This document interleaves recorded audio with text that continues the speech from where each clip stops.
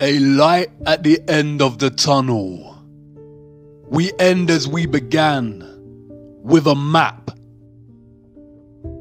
You've been so busy focusing on Antarctica and all the lies of the satanic cabal that you forgot to examine the location that brought you here in the first place.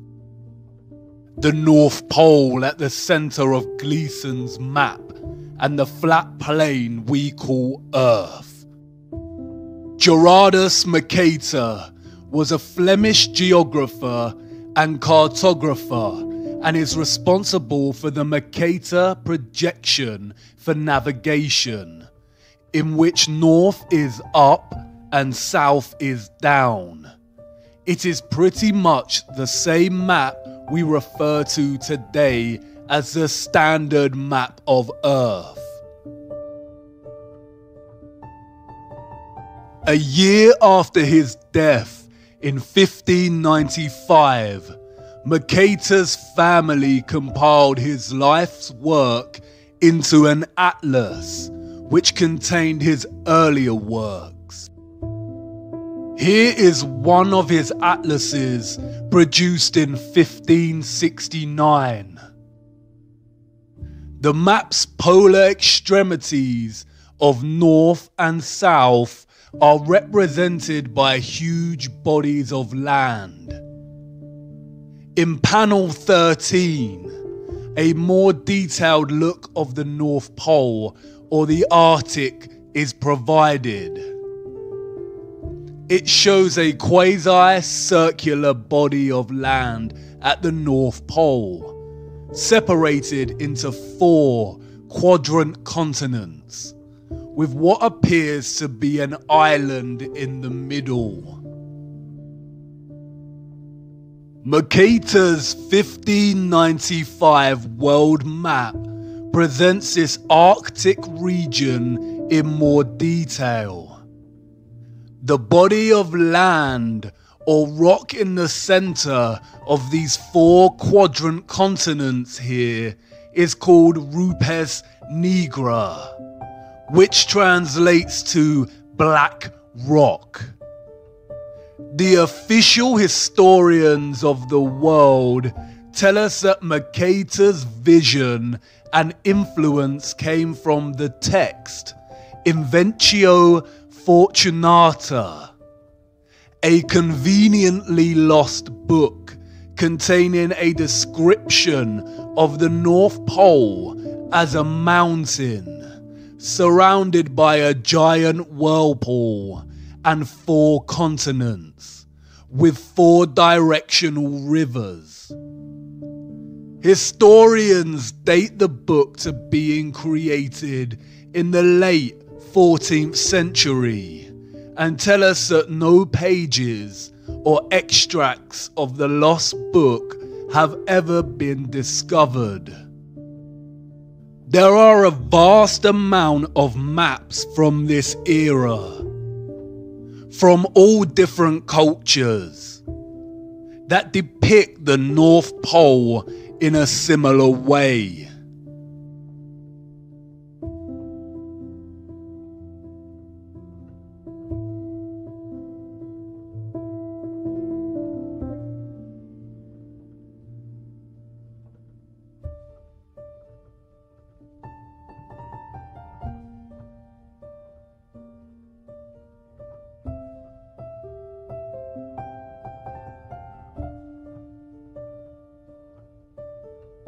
It is not until the 17th century that reference to the North Pole's mountain, 4 continents, and 4 directional rivers starts to disappear from cartography, like a Photoshop erasure job. This coincides and aligns with the rise of Galileo, the father of heliocentrism.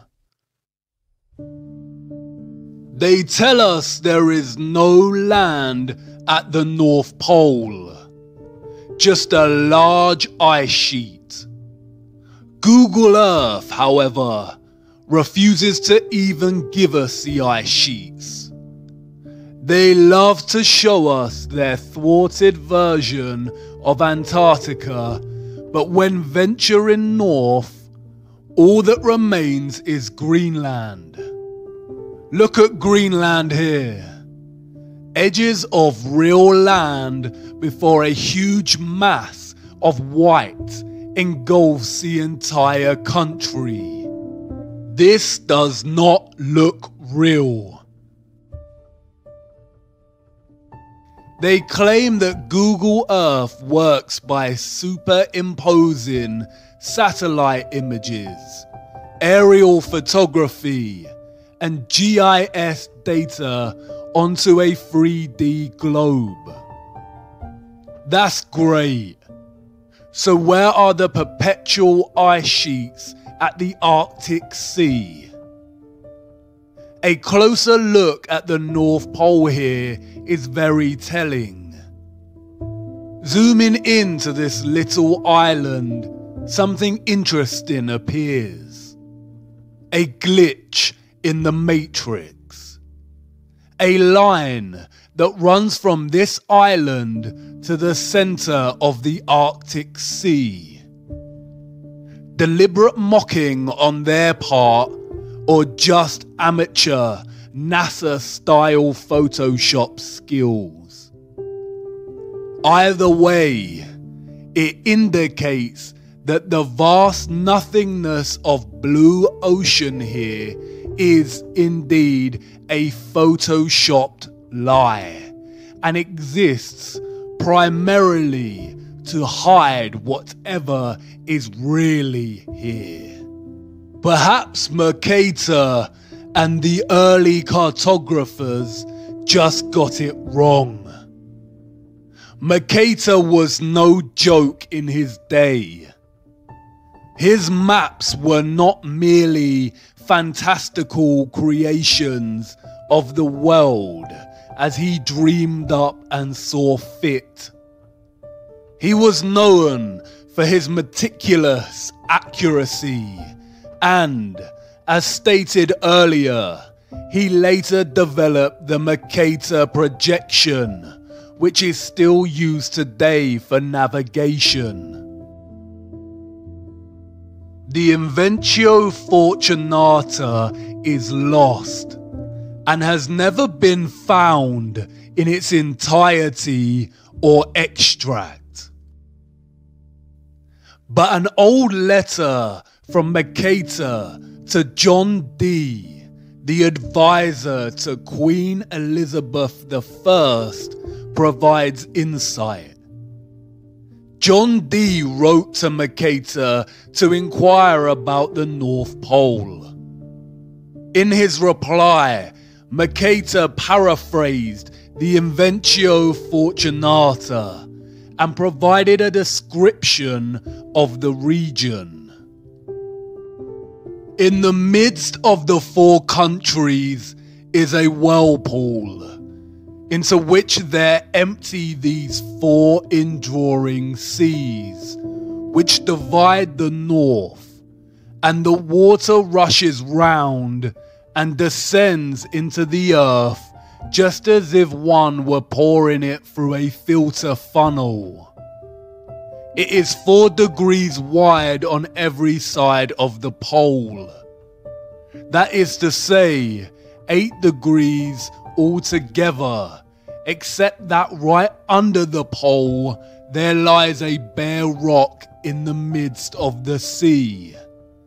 Its circumference is almost 33 French miles, and it is all of magnetic stone, and is as high as the clouds. It is black and glistening. In Johann Ruysch's 1508 map, the North Pole is represented in a similar manner, and the map's legend states, "It is written in the Book of the Fortunata, under the Arctic Pole there is a high magnetic rock, 33 German miles in circumference. A surging sea surrounds this rock as if the water were discharged downward from a vase through an opening to 4 mouths below. Around are islands, of which 2 are inhabited. Here the ship's compass loses its property, and no vessel with iron on board is able to get away. A magnetic rock or mountain at the center, at the North Pole, with the northern star Polaris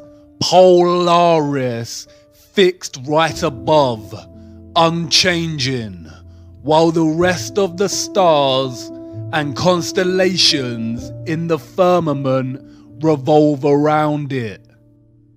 Could the source of all magnetism and electromagnetism on Earth emanate from this magnetic mountain? It is an undisputable fact that compasses point north.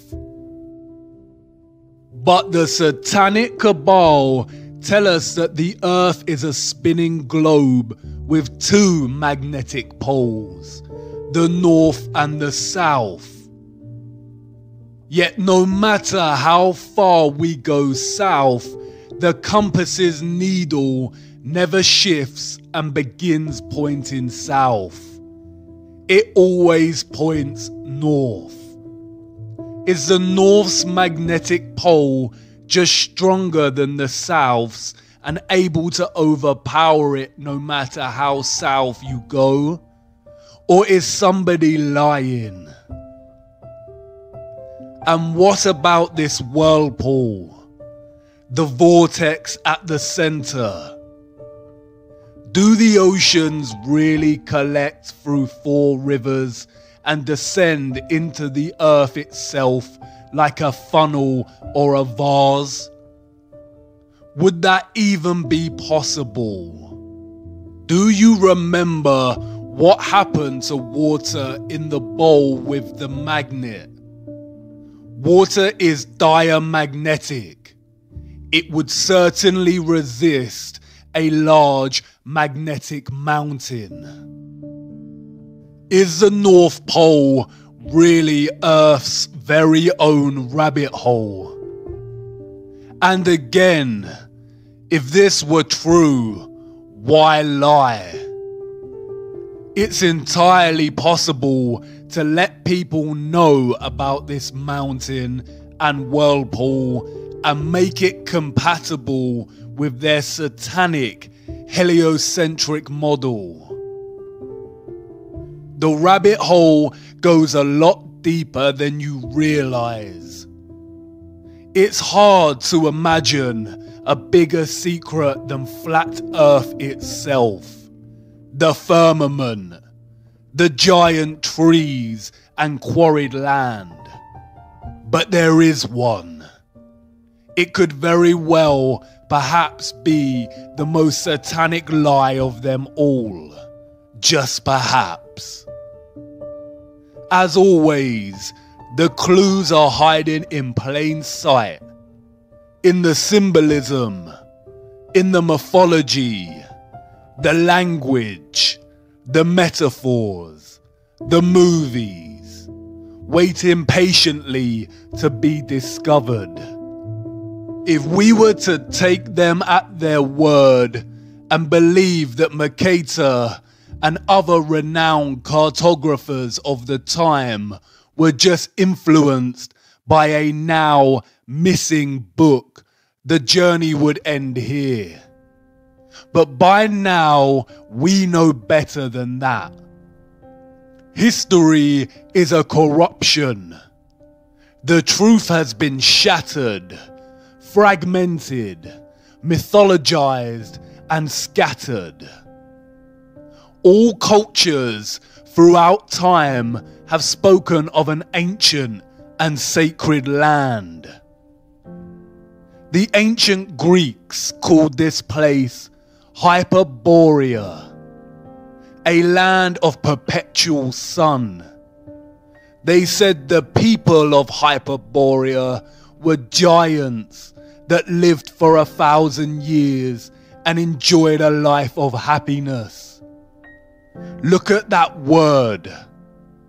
Hyper is a prefix meaning beyond, and Boreas was the god of the north wind. Hyperborea, beyond the north wind.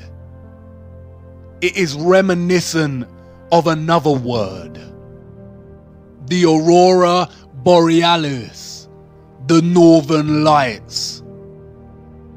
The Hindu and Buddhist traditions speak of this legendary land as Shambhala. In Buddhist mythology, Mount Meru has its roots in hell and its summit in heaven, and is the bridge between Earth's realms. Scholars have pondered the location of Shambhala, writing that the literature frequently asserts that the world axis is associated with the center of Shambhala, and therefore it cannot possibly coincide with the Earth's spin axis unless Shambhala lies at the North Pole. Numerous sources support the tradition that Shambhala once lay near the North Pole. The Scythians, a branch of the Vedic peoples who roamed the Central Asian steppe, told of a wonderful place similar to Shambhala that lay far to the north. In most Asian cosmology, Mount Meru stands at the center. Look at the cosmological geometry here. Mount Meru at the center with 4 surrounding continent lands. In the fountain source of occultism, Paraka writes, this spot is the summit of what in the Hindu Puranas is called Shveta Dvipa, Mount Meru or Sumeru. It is the North Pole of the Earth. It is the mystical North Pole. The Japanese spoke of the island of the congealed drop, which was placed at the North Pole. The Vedics called this land Paradisha. René Guénon in The King of the World writes, according to the Vedas text and the Persian Avesta, Paradisha was literally located in the sense of the word at the pole. The ancient Hebrew word for Paradisha is Pardes, which translates to garden. In Norse mythology, we have Vergelmir, the whirlpool at the roots of the cosmic tree Yggdrasil, where we are told all rivers flow from. The ash is greatest of all trees and best. Its limbs spread out over all the world and stand above heaven. 3 roots of the tree uphold it and stand exceeding broad. One is among the Aesir, another among the Rime giants, in that place where aforetime was the yawning void. The third stands over Niflheim, and under that root is Vergelmir. You've seen this before. Look closer. A circular rim of mountains. Perhaps at first mistaken for the Antarctic ice ring. But compared to Mercator's 4 continents, surrounding Rupes Nigra, a circular rim of mountains. In the Bible, this land is called the Garden of Eden. In the middle of the garden were the tree of life and the tree of knowledge of good and evil. A river watering the garden flowed from Eden. From there it was separated into 4 headwaters. The same 4 headwaters that Mercator depicts in his map.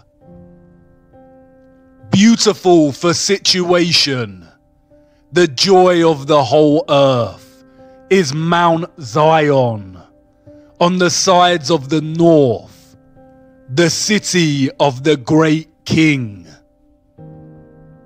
It has many names: Mount Zion, Mount Meru, Sumeru, Rupes Nigra, the Axis Mundi, the cosmic axis, the world pillar, the world tree, the tree of life. The connection at the center of this plane, connecting the above and the below. The source of God, the source of magnetism. The Book of Enoch is also consistent. And from there, I went to the middle of the earth and saw a blessed, well-watered place, which had branches which remained alive and sprouted from a tree which had been cut down. And there I saw a holy mountain, and under the mountain, to the east of it, there was water, and it flowed towards the south. All cultures have their own versions of this central axis, Mount Meru, or what the Bible refers to as the tree of life. Heaven's altar right here on earth.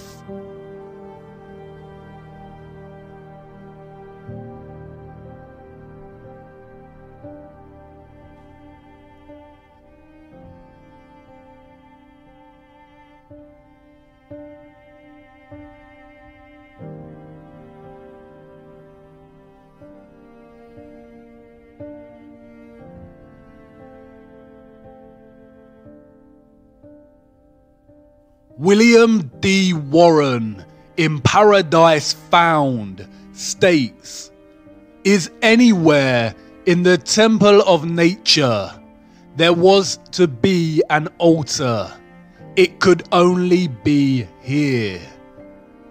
That it was here finds a fresh and unexpected confirmation in the singular agreement of many ancient religions and mythologies in associating their paradise tree with the axis of the world, or otherwise with equal unmistakableness, locating it at the Arctic pole of the earth.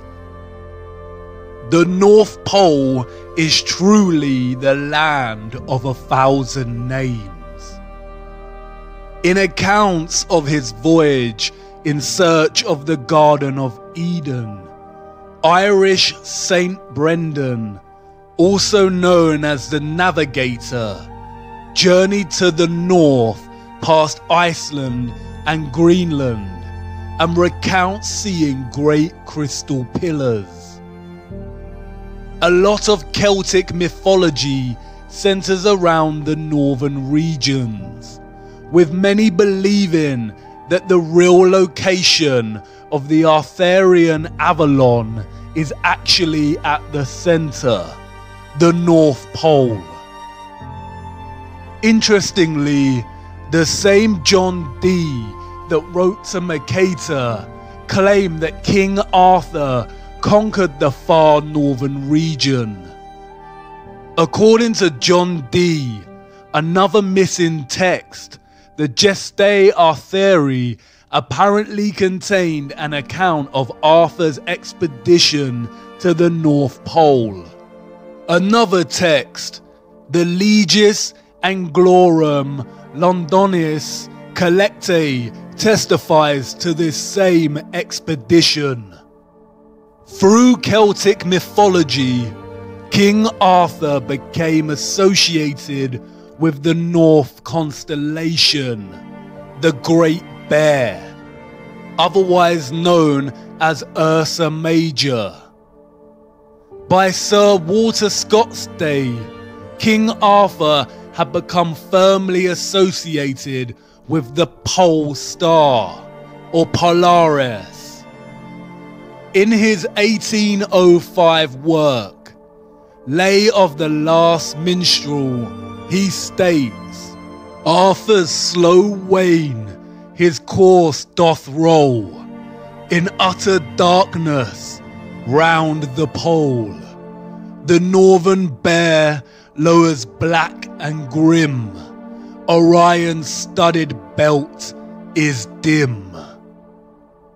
The symbolism speaks louder than the corrupted history. King Arthur's Knights of the Round Table and the Western and Chinese zodiacs are strikingly similar. The Chinese zodiac table. It is our flat earth. The constellations of the dome or firmament circling the magnetic center, as do the yin-yang of the sun and the moon. King Arthur and the 12 knights at the Round Table. 12 zodiac signs, 12 knights, with King Arthur's seat at the top, like Polaris. Look at the rose in the center. It is very similar to Mercator's representation of the North Pole. The 4 continents look like petals, and the magnetic mountain in the center looks like the plant's stigma. Is the North Pole the true Holy Grail? The clock, with its 12 hours, all time revolving around the center or the pole. There are 12 months in a year and 4 seasons, just like the 4 continents surrounding the pole. Our Earth is the oldest clock. 12 stars on the flag of Europe. Mercator's letter stated that Mount Meru, or Rupes Nigra, was 33 miles in circumference. 33 again. The United Nations flag, split into 33 sections, with the final, largest section falling in the center. 33rd degree Freemasonry. During the course of initiation, the Mason is taught that the North is Masonically a place of darkness. The Freemasons worship East, West, and South, and forsake the North. This is because the North is associated with the energy of good. It is the source, the magnetic mountain, the axis mundi directly underneath Polaris, the fixed constant star. 33 is also the age Jesus was when crucified. Many scholars have drawn links between Jesus and King Arthur. Jesus had 12 disciples. Da Vinci's The Last Supper. 12 disciples revolve around the center, Christ. A closer look at the table shows an arched central base, suggesting it was actually a round table that has been halved and flattened for purposes of the painting, hidden in plain sight. Our first encounter with the North Pole is also one of the first deceptions we ever experience as humans. Saint Nicholas, or Santa, comes from the North Pole.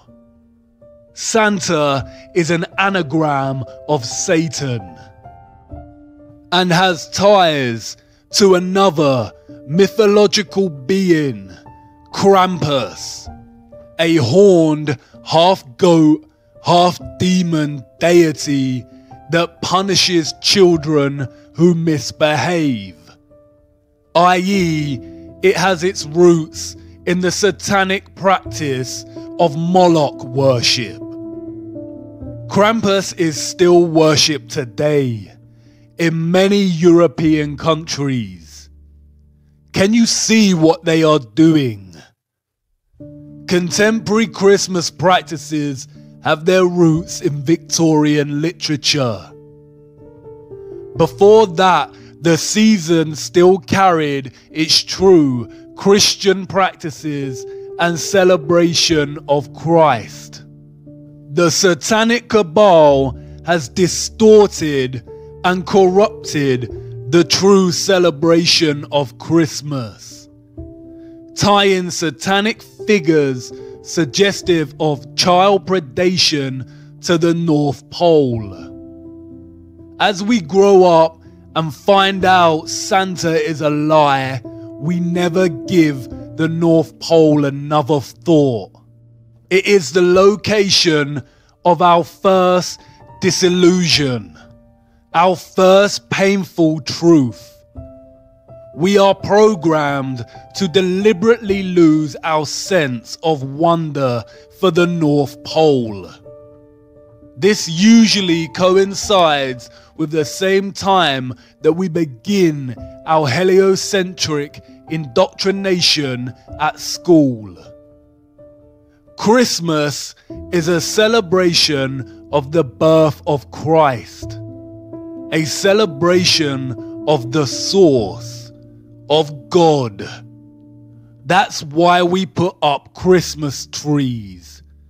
The Christmas tree is Mount Meru, the Rupes Nigra, the tree of life, and the star on top is Polaris, the fixed star in the firmament. Humanity has collectively forgotten this. The Christmas tree is a celebration of the magnetic axis mundi at the center of our flat Earth, and it has subsequently been corrupted and replaced by debased materialism. We no longer remember what we are celebrating. The satanic cabal must corrupt the North Pole. They tell us it's just an ice sheet, but Google Earth cannot even give us a photoshopped version of the ice. They don't even want people interested in ice sheets. They can't even bear to acknowledge the North Pole. It is against their satanic religion. Hollywood movies always contain things hidden in plain sight. But there are a select few of these movies that are highly satanic and Masonic. The Truman Show is a metaphor for our programmed deception living under the dome. Rosemary's Baby, Monsters Inc., and Eyes Wide Shut all depict the elite cult of Satanism and the practices of Moloch, child sacrifice, and adrenochrome harvesting. The Matrix is an obvious metaphor of humanity's slave status. The Matrix itself being the programmed deception cast upon humanity, who have no clue to the true nature of their reality. But there is another film, probably the most Masonic of them all, The Wizard of Oz, Dorothy's journey through the land of Oz. Notice the red shoes. Do you remember what Macaulay Culkin said about the red shoes? Dorothy and her unlikely band of friends must follow the yellow brick road to the Emerald City to ask the wizard if she can be sent home. The author, Lyman Frank Baum, developed maps for his land of Oz.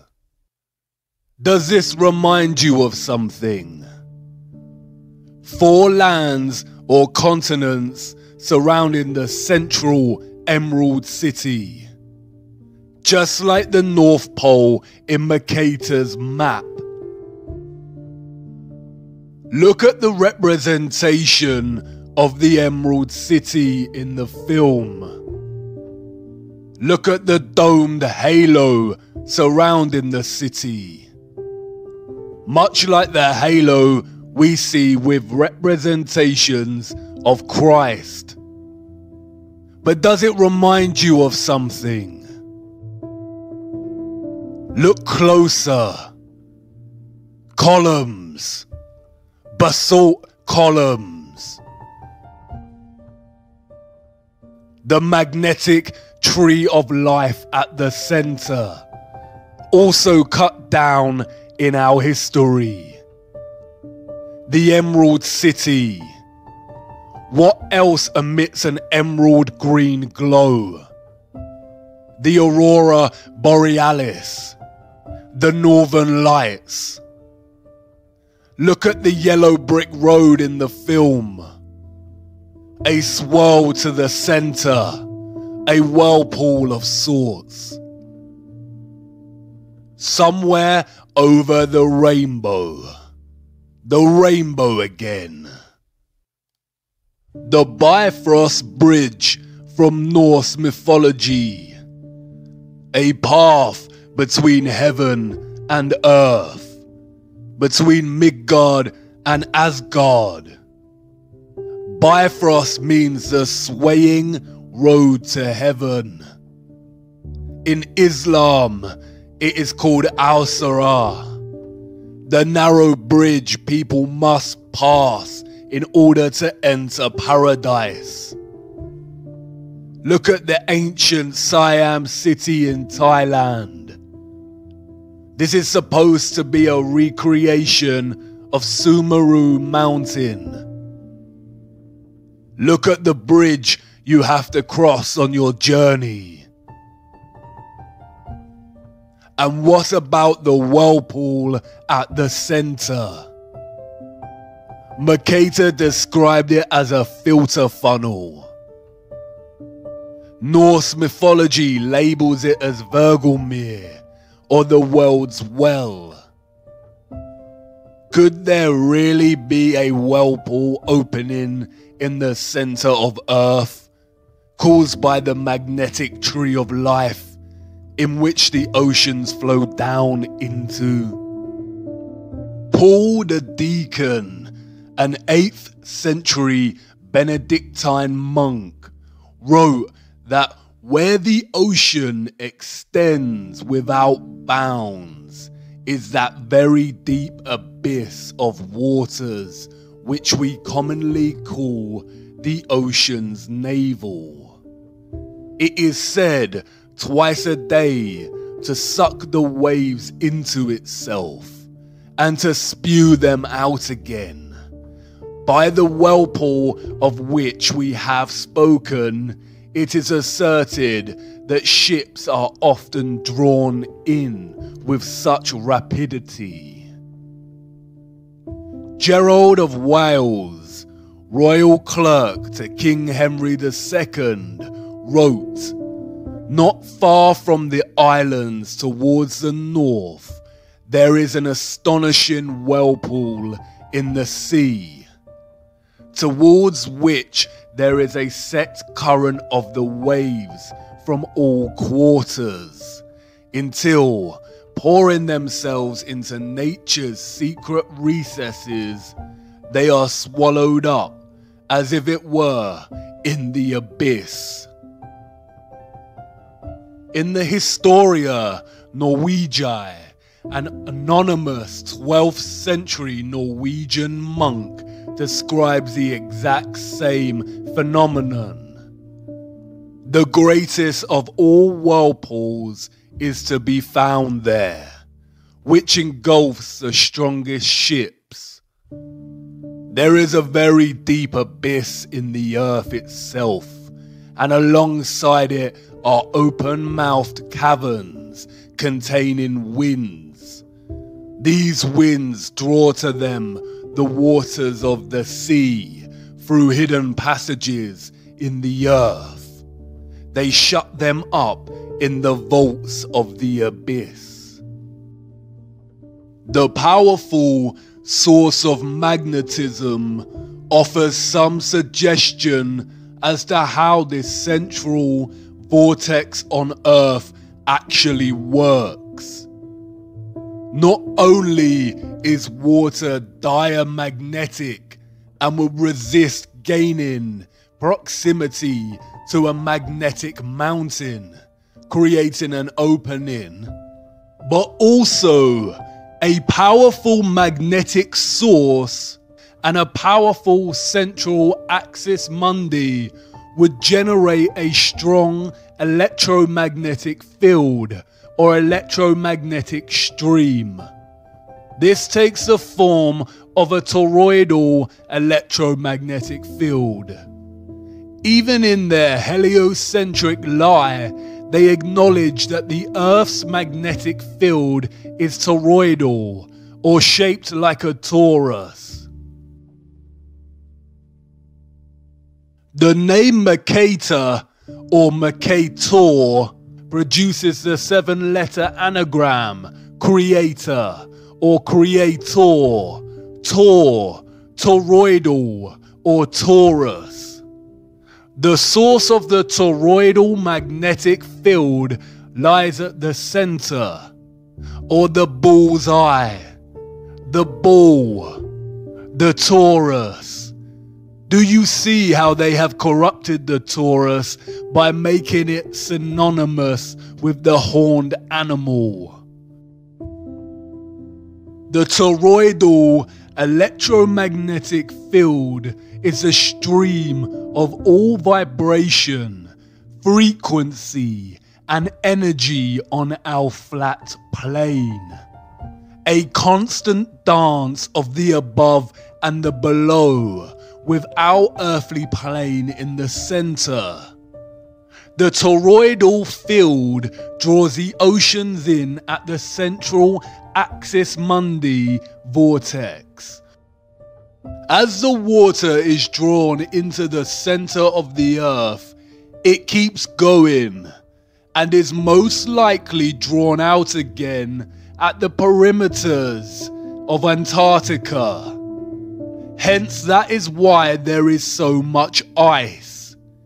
It freezes because there is not much sunlight at the outer perimeters of flat Earth.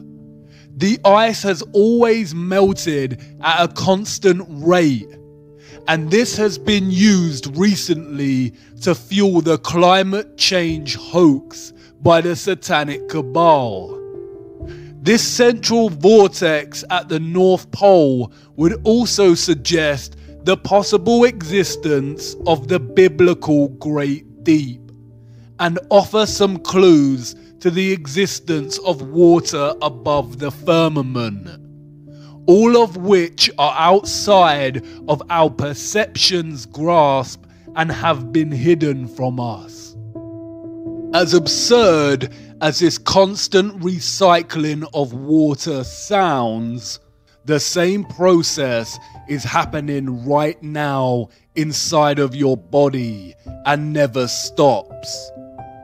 Blood is pumped from the body into the right atrium and then is drawn up into the more central right valve to the lungs, which oxygenates the blood and pumps it into the left atrium at the heart's periphery, which is then drawn up into the central left valve back into the body.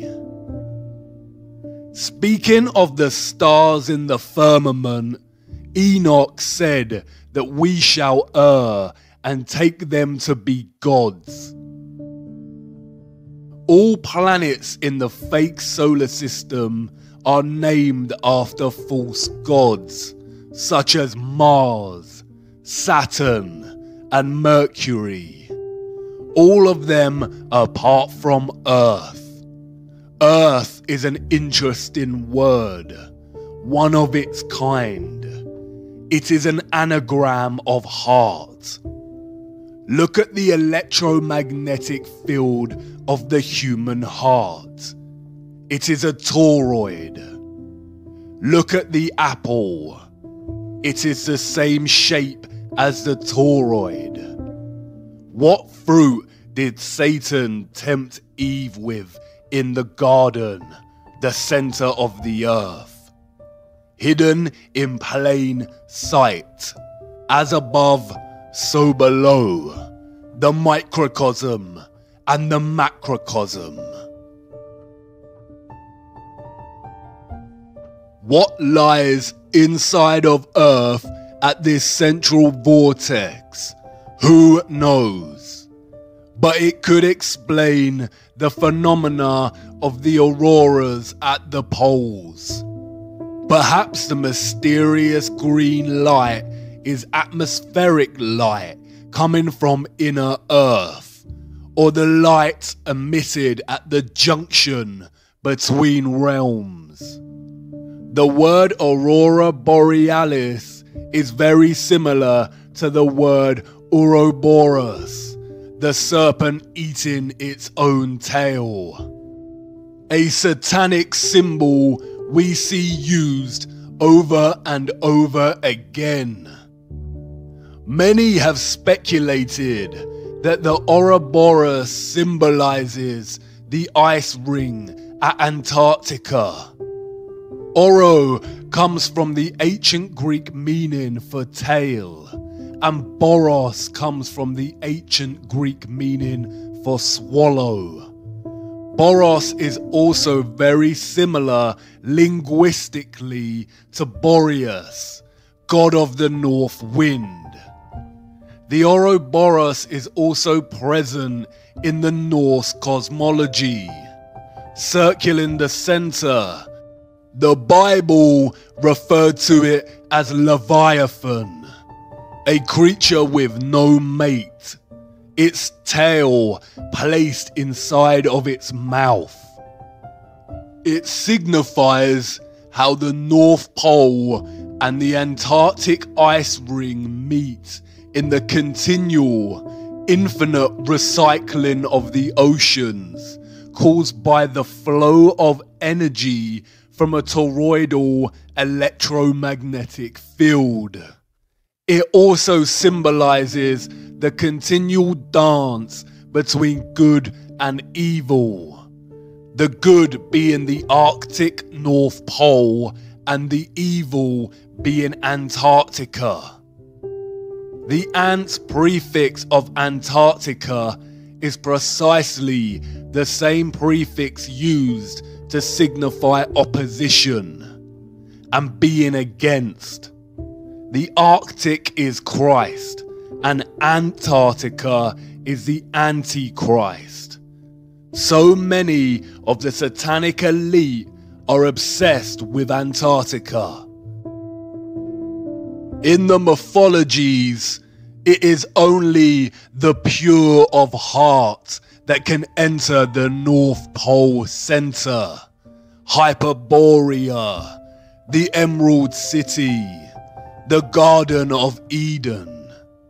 And we see this motif play out over and over again in their satanic mocking of our ignorance, while they continually lead us further and further away from knowing the truth, keeping us rooted to giving our energy to their satanic matrix. The recent BFG movie shows the characters jumping into another realm at a center with a giant tree.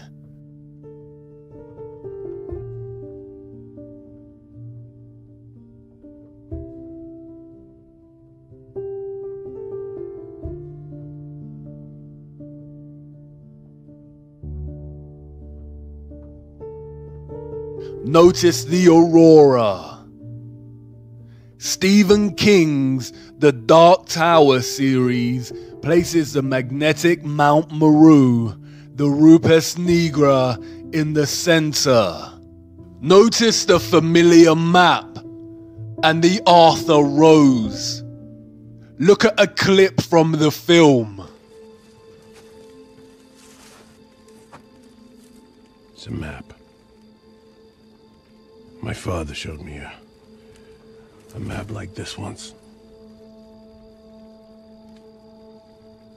Inside the circle is your world and my world. Many others. No one knows how many. The Dark Tower stands at the center of all things. And it stood there from the beginning of time. And it sends out powerful energy. Interestingly, Stephen King also wrote another novel about life under the dome. Philip Pullman wrote a children's novel called The Northern Lights, in which the protagonist enters another realm through the aurora. Jules Verne's Journey to the Center of the Earth sees its protagonists enter inner Earth in the north, just beyond Iceland.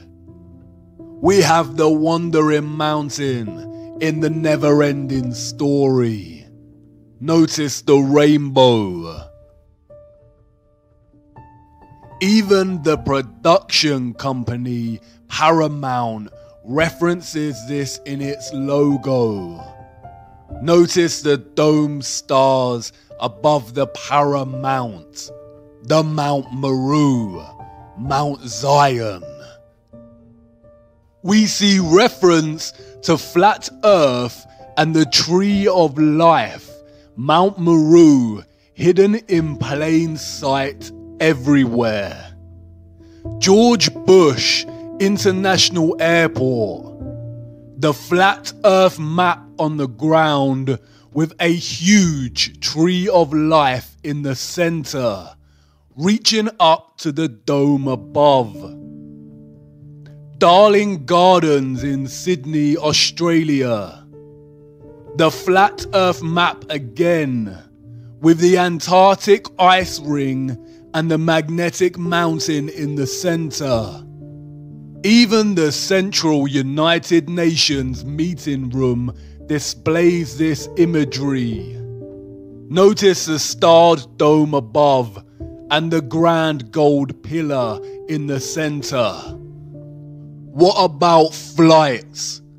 Wouldn't pilots have noticed if there were a huge vortex at the center of the Earth?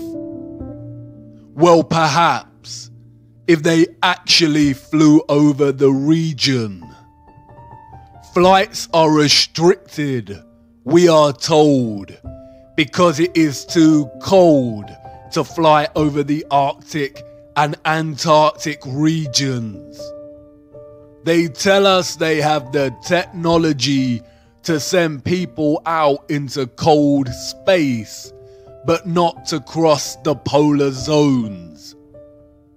In fact, a closer look at flight paths more generally exposes their heliocentric lie.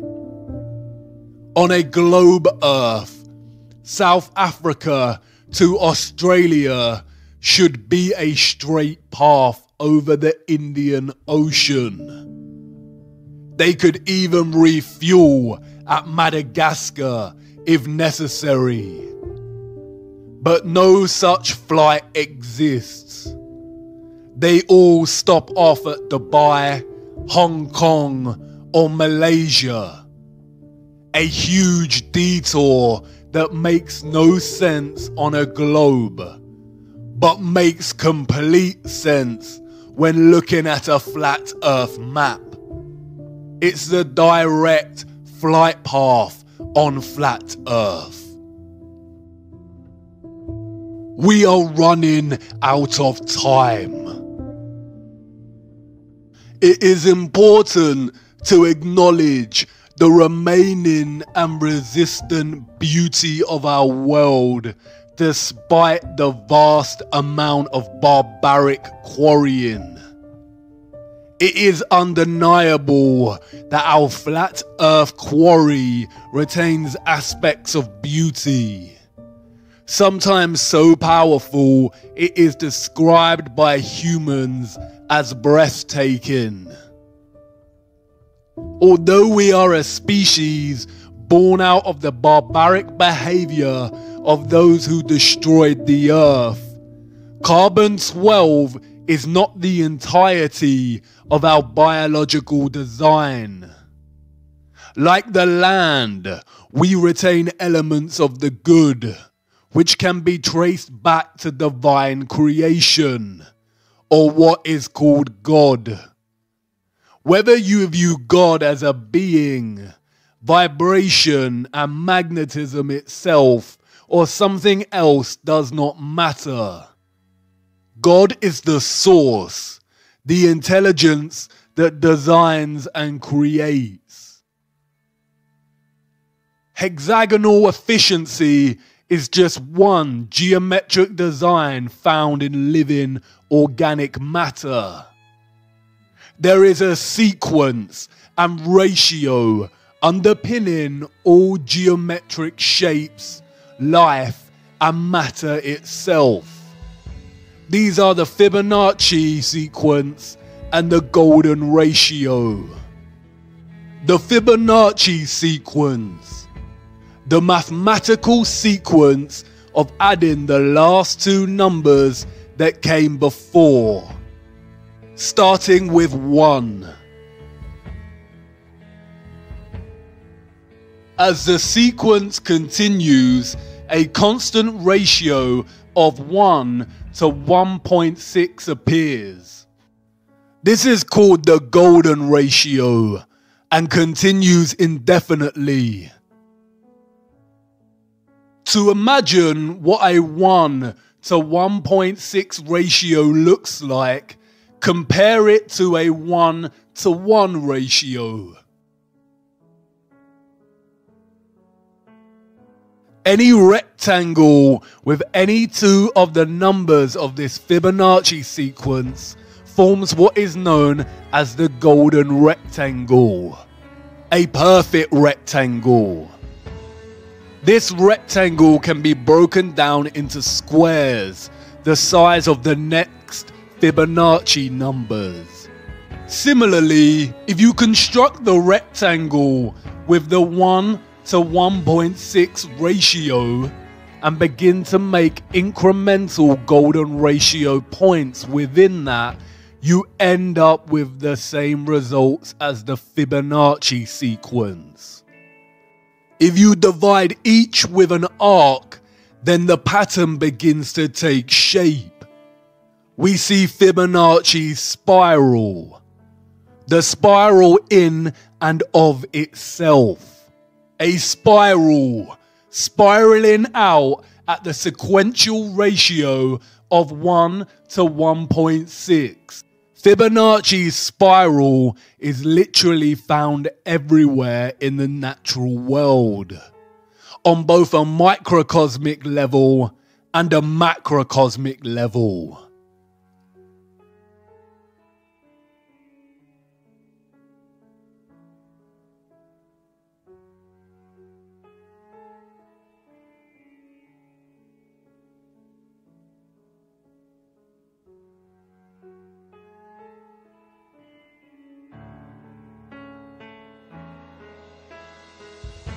It is the blueprint of all creation.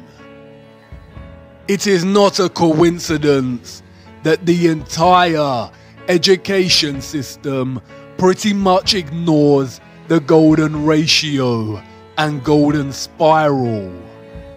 We are not taught about this because the inevitable conclusion of understanding the omnipresence of this ratio is to acknowledge intelligent design and creation. It is the fingerprint of God. When viewed from above, the toroid takes on the shape of a spiral.